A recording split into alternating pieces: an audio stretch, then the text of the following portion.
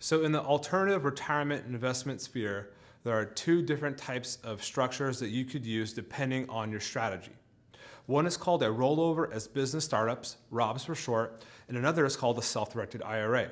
Depending on what you're looking to get into, a ROBS transaction will have its own rules and regulations, guidelines, and legal structure, and a self-directed IRA will also have its own rules, regulations, and legal structure. If you're looking to start an active, ongoing business where there's going to be day-to-day operations that you're going to be personally involved in, you will have to use a ROBS transaction.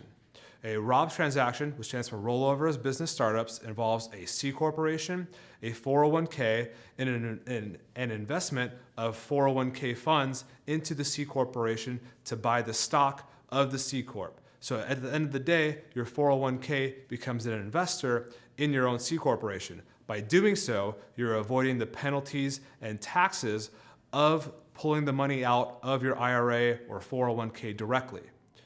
Now, in a self-directed IRA option, you cannot invest into an ongoing active business. You have to invest into what's called passive investments, which typically are required to be held for at least 1 year and 1 day.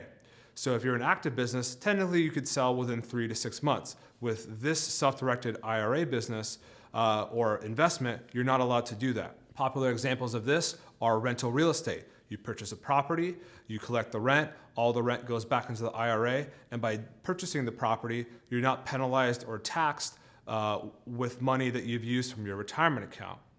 Now, each have their own benefits. With the ROB strategy, the rollover business startups for the active business, it's not a loan, there's no interest, and there's no debt to pay back. In addition, you can pay yourself a salary or wage. With a self-directed IRA, you're not allowed to pay yourself a salary or wage, and any profits made from the investment must go back into the IRA.